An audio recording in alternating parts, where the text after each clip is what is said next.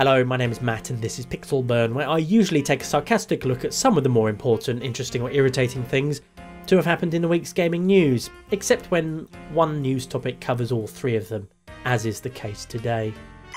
Dominating events this week was the shocking news that Hideo Kojima, games industry giant and bonkers creator of the equally bonkers Metal Gear series, is leaving Japanese publisher Konami after almost 30 years of working there. Although calling Konami a publisher is a bit of a stretch nowadays, what with most of their business being in real estate, gymnasiums and slot machines of all things.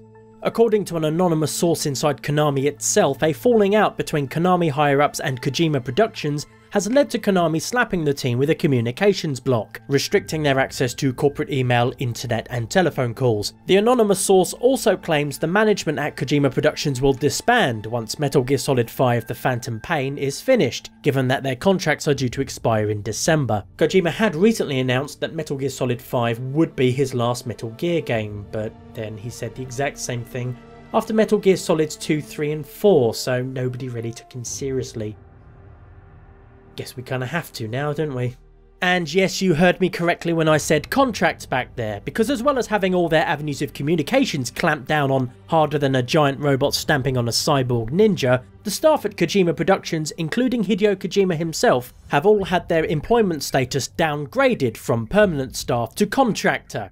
Kojima's name is also no longer on this list of Konami corporate officers. Meanwhile, the official Kojima Productions Twitter account has been changed into a generic Metal Gear one and is currently encouraging people to follow a brand new separate Metal Gear Twitter account set up by Konami. And Kojima's own personal Twitter account has been ominously silent during all of this, meaning the world has no idea whatsoever about either what he's been eating or what movies he's been watching. Everything I've just told you, however, isn't even the worst part of all this. You see, Konami aren't merely content to just downgrade Kojima Productions to the status of glorified temps. Oh no. No. Konami are way more petty than that. How petty exactly? Well, take a look at this screen cap of the official Metal Gear Solid website from about a month ago. Notice how these box images for Metal Gear Solid The Phantom Pain, Ground Zeroes and the Metal Gear Legacy Collection all say a Hideo Kojima game, as it has on pretty much every Metal Gear title since Metal Gear Solid 2. Barring stuff made by other studios like Metal Gear Rising: Revengeance. If you look at the site now, however, you'll see Konami have stripped Kojima's name from all the box art, in a literal Joseph Stalin-esque airbrushing of history. They even took his name off the Metal Gear Solid Legacy Collection. Philosopher's Legacy is safely in my possession. If that weren't insult enough, the URL for the Kojima Productions website now goes straight to an official Metal Gear page, while the URL for Kojima Productions LA redirects to Konami's main site. For all intents and purposes, Kojima Productions no longer officially exists, and it seems Konami would also like people to forget they ever did.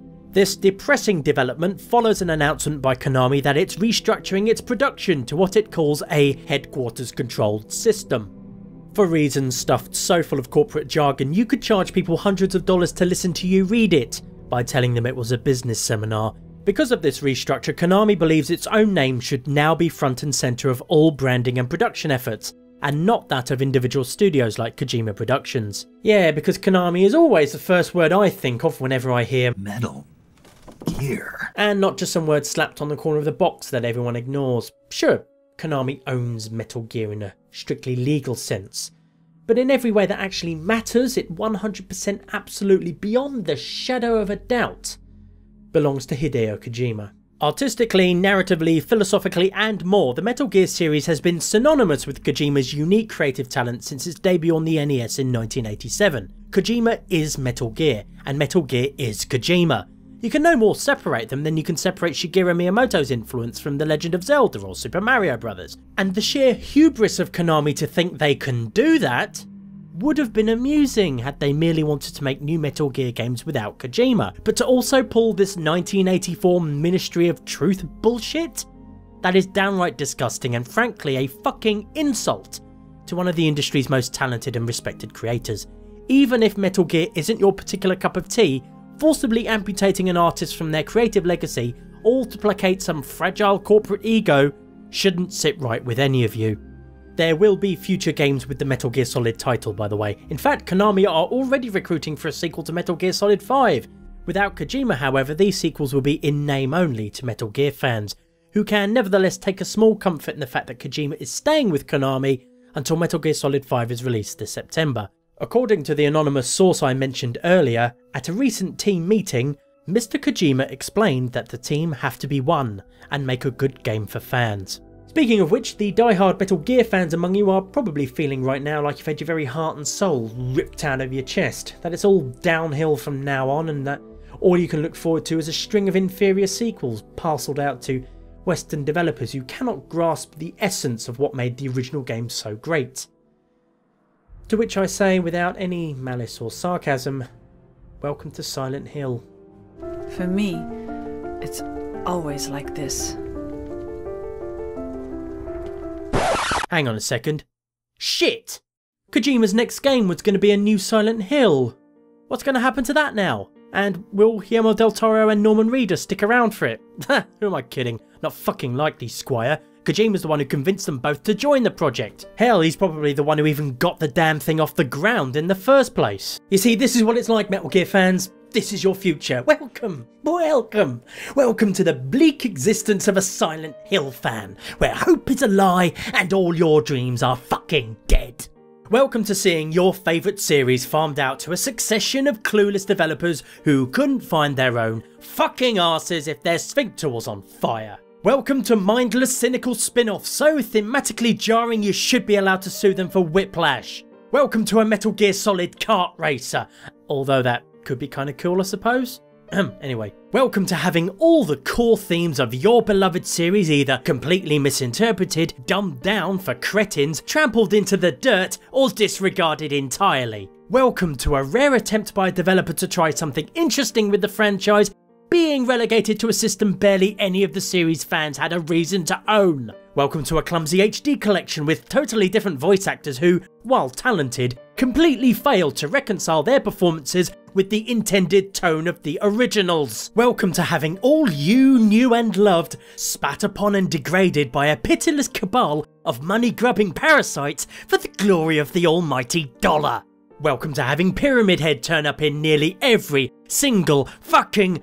Wait, no, hang on. Does Metal Gear even have anything like Pyramid Head? You know, one really cool, memorable antagonist that was used brilliantly in one game but would get boring and stupid if they kept coming back in sequels. Come on, Metal Gear fans, help me out here. Let's see. Vulcan Raven? Fortune? Nah. Vamp?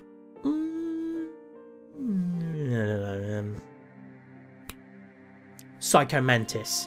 That's it. Imagine Psycho Mantis from Metal Gear Solid 1 coming back time and time and time again in every new Metal Gear sequel from now until infinity. Psycho Mantis walking past the window, Psycho Mantis popping out of a cardboard box, Psycho Mantis calling you on the codec to say "Woo," all for no thematically or narratively coherent reason whatso fucking ever.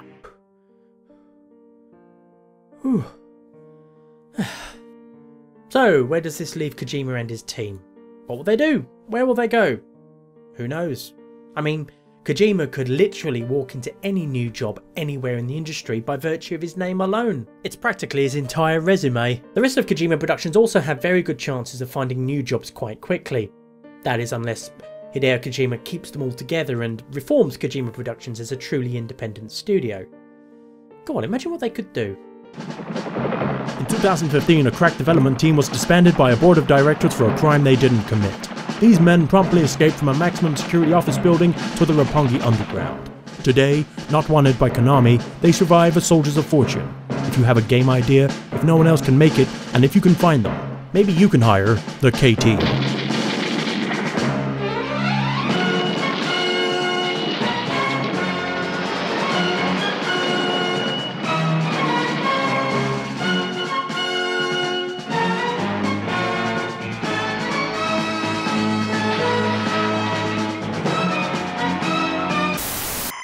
That's all for this episode of Pixel Burn. If you liked it, please do let me know, and let your friends, family and Hideo Kojima know as well. At the very least, I hope you found it tolerable.